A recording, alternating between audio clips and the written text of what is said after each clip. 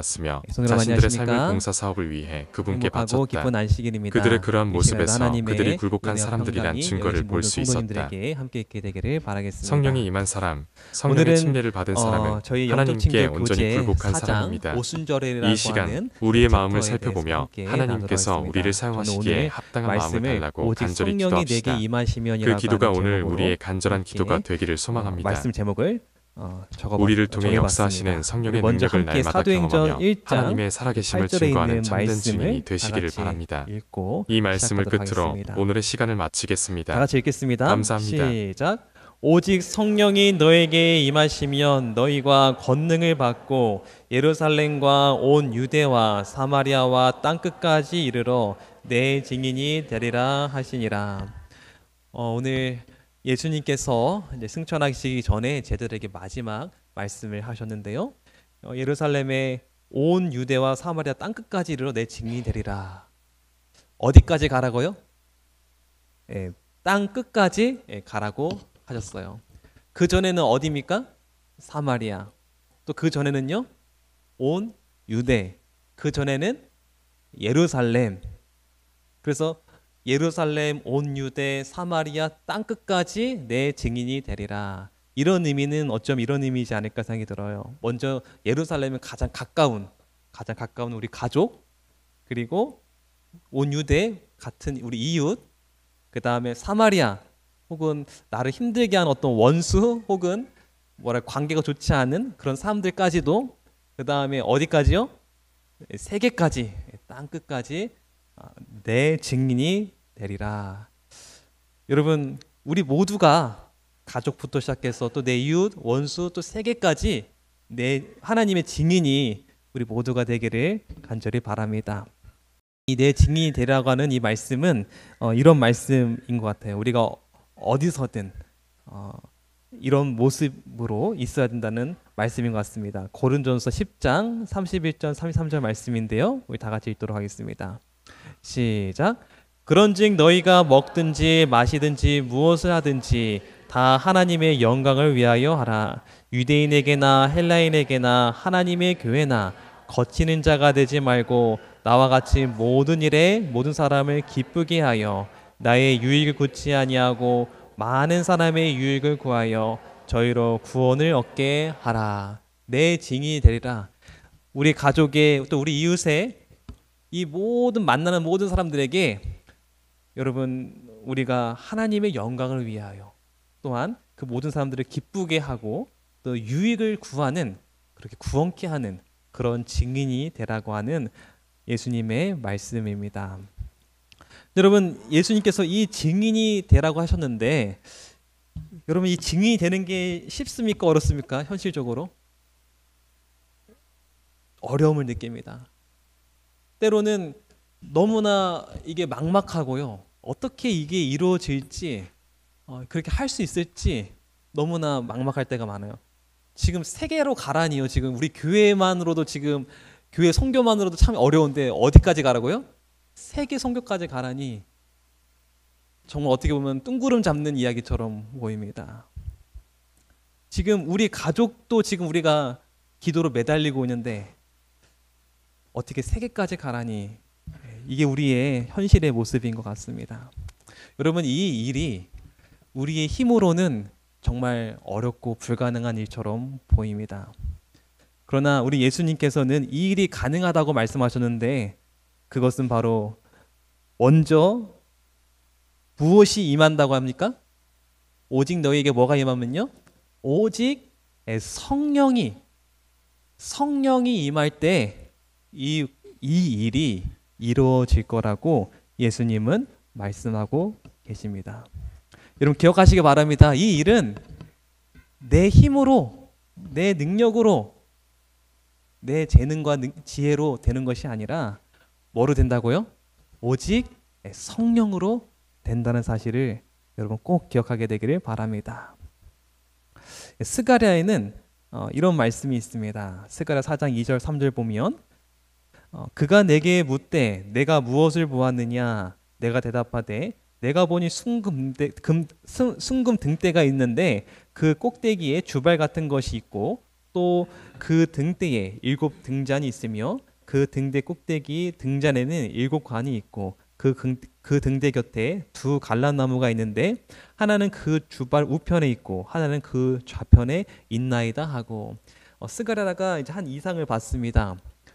이 이상의 내용을 제가 그림으로 사진에 있는 것을 제가 한번 보여드리겠습니다. 그 금 등대, 여기 순금 등대 있지 않습니까? 등대가 7개의 등불이 있다고 해요. 그렇죠? 그런데 그 양옆에 뭐가 있습니까?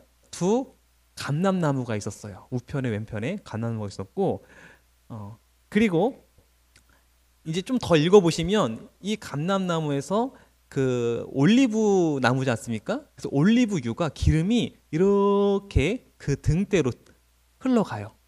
그러면서 그 기름으로 말미암아 이 등대가 이 불이 환히 밝혀지고 끊이지 않는 그런 이상을 스가랴는 보게 됩니다. 그럼 스가랴는 이 이상을 보면서 이렇게 물어봐요. 내 주여 이것들이 무엇이니까? 라고 물어봐요. 여러분 이 모습이 스가랴가 본 이 모습이 어떤 모습일까요? 어떤 의미일까요?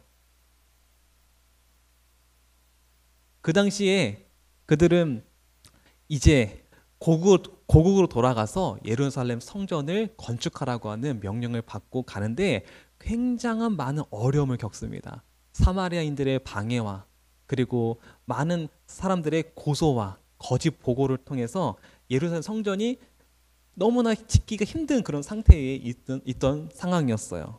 그때 스가랴는 이 이상을 봤는데요. 그래서 내 주여 이것이 무엇이니까? 라고 물어보니까 이렇게 하나님 말씀하십니다. 다시 그에게 물어 가로되 기름을 흘려내는 2 금관 옆에 있는 이 갈람나무 2가지는 무슨 뜻이니까? 가로되 뭐라고 합니까? 이는 기름 발리운 자 2이니 온 세상의 주 앞에 모셔 섰는 자니라 하더라. 이것은 많은 신학자들은 그 당시 예루살렘 성전을 건축하고 그 임무를 맡은 2 인물 스룹바벨과 여호수아라고 말합니다. 근데 이 스룹바벨과 여호수아가 이 성전을 이제 건축하게 될 거라고 하는 이제 이야기인데, 여러분 양쪽에 여호수아가 스룹바벨이 있죠? 그러면서 여호수아가 스룹바벨이 이 2 증인이 이 등대를 밝히는데, 여러분 무엇이 이 등대를 밝히고 있죠? 그들을 통하여 흘러나오는 뭡니까? 기름이 이 등대를 계속 밝히는 거예요. 다시 말해서 이 이상의 핵심 포인트는 뭐냐면 스가랴 4장 6절에 이런 말씀을 하십니다. 다 같이 읽겠습니다. 시작. 만군의 여호와께서 말씀하시되 이는 힘으로 되지 아니하며 능으로 되지 아니하고 오직 나의 신으로 되느니라. 여러분 이 이상의 핵심 포인트가 뭡니까? 스룹바벨과 여호수아가 파견돼서 그 역할을 하지만 그것이 힘으로 되는 것이 아니고 그것이 능으로 되는 것이 아니라 그들을 통하여 역사하시는 오직 하나님의 성령이 그 일을 하게 한다는 것입니다. 그 등대를 밝히고 그 사명을 완수하게 한다는 것입니다. 여러분 내 증인이 되리라, 이 사명은 우리의 지식, 재능, 언변, 능력, 힘으로 되는 것이 아니고요. 여러분 성령으로 말미암아 된다는 사실을, 하나님의 능력으로 말미암아 된다는 사실을 여러분 꼭 기억하게 되길 바랍니다. 그래서 어쩌면 이 역사가 일어나지 않았던 것은 우리가 성령의 결핍이 있지 않나 생각이 들어요.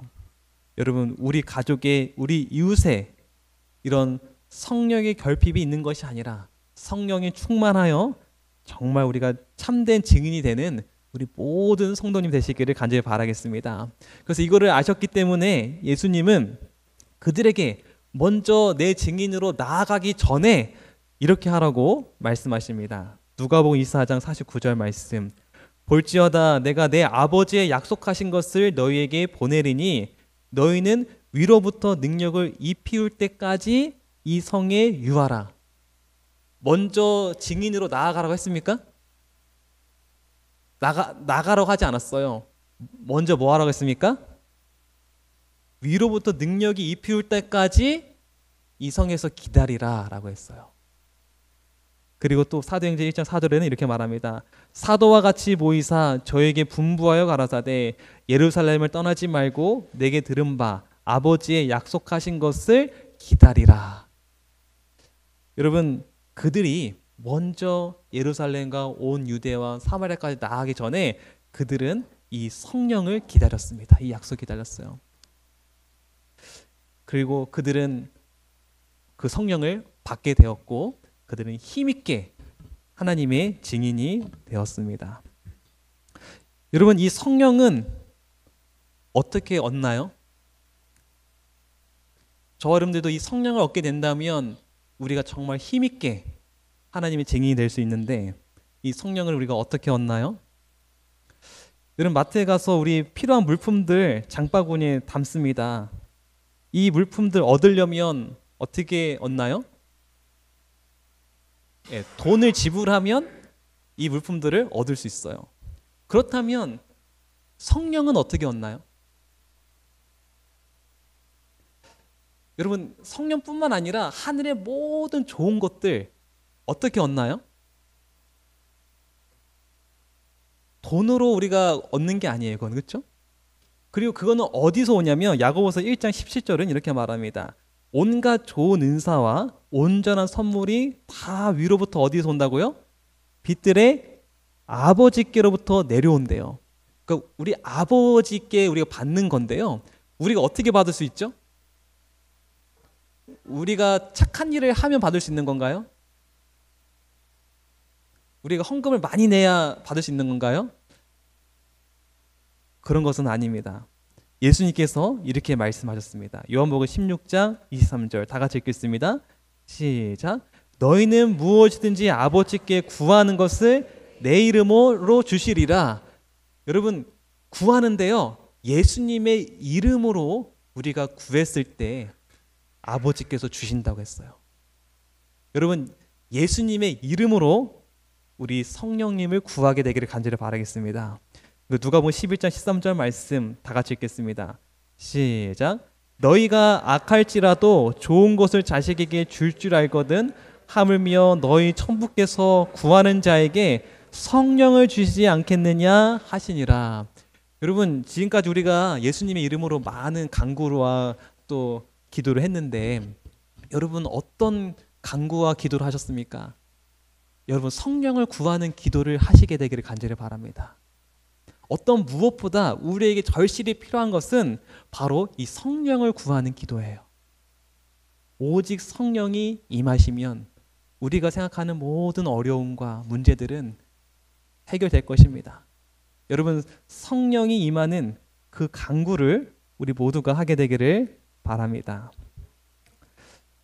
그런데 어떤 사람들은 이 성령에 대하여, 이 성령의 간구에 대하여 오해하고 있는 사람들도 있어요. 여러분, 여기 티가 있는데요. 이 티가 얼마 정도 해 보입니까? 이 반팔티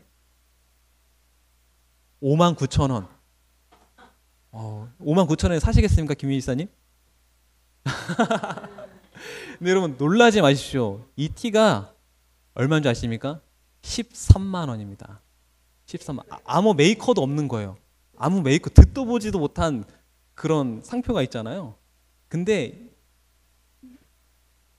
이게 누가 만든 거냐면 어떤 한 전도자라고, 한 자칭 자기가 전도자라고 하는 그 사람이 만들었는데, 뭐라고 하면 내가 하늘의 DNA를 담아서 이 옷을 다 짰다는 거예요. 그러면서 이것은 하늘의 가치가 있기 때문에 내가 13만 원으로 그 가치를 매겼다고 해요. 그래서 사람들에게 파는 거예요.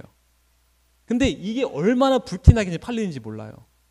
왜 사람들이 다 사갈까요? 이걸 입으면 하늘을 담고 산다고 생각하는 거예요. 성령을 담고 사는 거예요. 생각하는 거예요. 이 사람이 하는 일은 뭐냐면 성령의 능력을 자기가 받아가지고 귀신이나 병자들을 고친다는 거예요. 실제적으로 유튜브 보면 이 사람이 막 성령의 이름으로 막 귀신 내쫓고 이런 일을 합니다. 근데 그게 진짜 사실인지 모르겠지만 막 사람들이 막 기뻐하고 막 그래요. 근데 이제 많은 기독교에서는 위험 신호를 보내죠. 신학 없이 치유 사역, 유사 이단 행보에 피해 주의라고 하는데요. 여러분, 이 사람은 성령을 하나님의 능력으로 생각하고 있어요. 여러분, 성령이 능력에 불과한가요? 성령은 뭐죠? 성령을 받으면 그런 능력이 베풀어져서 그 하나님의 능력을 행사하는 그런 일인 건가요? 여러분, 성령은 뭐죠? 많은 사람들이 오해하는 것은 성령은 하나님의 능력이라고 생각합니다. 힘 있는 능력이라고 생각하는데 로마서 8장 26절은 성령은 이렇게 말합니다. 우리 다 같이 읽겠습니다. 시작. 이와 같이 성령도 우리 연약함을 도우시나니 우리가 마땅히 빌 바를 알지 못하나 오직 성령이 말할 수 없는 탄식으로 우리를 위하여 친히 간구하시느니라. 여러분, 성령이 우리를 위해서 뭐 하신대요? 말할 수 없는 탄식으로. 탄식이 뭐죠? 슬퍼하면서 나를 위해 눈물을 흘리시면서 우리를 위하여 간구하신대요. 그러면 성령이 능력인가요? 성령은 한 인격체예요. 여러분, 성령은 성경에 말하기를 제3위의 하나님이라고 말하고 있습니다. 여러분, 침례줄 때 뭐라고 침례주러 갑니까? 아버지와 아들과 성령의 이름으로 침례를 주라고 해요. 여러분, 성령이 어느 위치에 있어요? 아버지 위치에 있는 거예요. 아들 위치에 있는, 그렇죠? 아버지와 아들과 성령은 똑같은 권위와 똑같은 위치에 있는 하나님이시라는 거예요. 이 표현이. 여러분, 이것은 2017년에 한미일 간의 삼국 정상 공동 성명할 때 사진 찍은 건데요. 여러분, 지금 나란히 세 사람이 서 있죠? 딱딱 서 있죠? 근데 여기에 만약에 제가 서 있으면 어때요? 나 원내등교회 목사인데 나 거기 서면 안 되냐고. 제가 설 수 있을까 없을까요? 설 수 없죠. 왜 그렇죠? 제가 그 레벨이 아니고 그 위치가 아니지 않습니까? 될 수가 없는 거예요. 예, 세워주지도 않죠. 여러분, 아버지와 아들과 성령이 지금 어떻게 있다고요? 나란히 있다고요. 그 표현은 그 세 분이 동등한 하나님이라는 것을 보여줍니다. 그리고 우리가 성령은 우리가 다시 한번 생각해야 돼요. 성령은 단순히 능력이 아니에요. 성령은 하나님이에요. 그렇다면 1번, 2번 있는데 내가 성령을 사용하는 것입니까? 아니면 성령이 나를 사용하는 것입니까? 네? 내가 성령을 사용하는 거예요? 아니면 성령이 나를 사용하는 거예요? 성령이 나를 사용하는 겁니다. 내가 성령님의 능력을 내가 이용하는 것이 아니고요. 성령님이 나를 사용하시는 것입니다. 여러분, 우리가 이것을 알면 성령을 구하는 기도는 달라질 것입니다. 성경은 이렇게 말합니다. 오직 성령이 임하시면 이라고 말했어요. 사도행전 1장 4절에는 이렇게 말합니다. 다 같이 읽어볼까요? 너희는 시작. 너희는 몇 날이 못되어 성령의 침례를 받으리라. 여러분, 성령이 임하시면의 다른 표현이 뭡니까? 성령의 뭐를 받으라고요? 성령의 침례를 받으라. 여러분, 이게 무슨 말일까요? 성령의 침례를 받으라.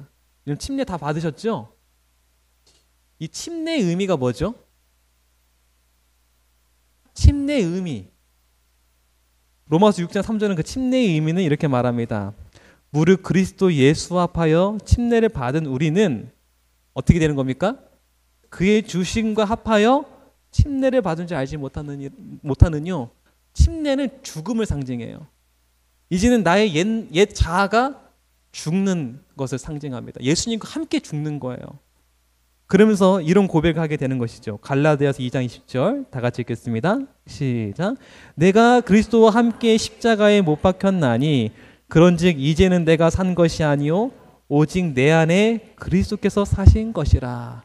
침례는 바로 이런 의미예요. 이제는 나는 없고 내 자아는 죽고 누가 사는 겁니까? 그리스도 예수님이 사시는 거예요.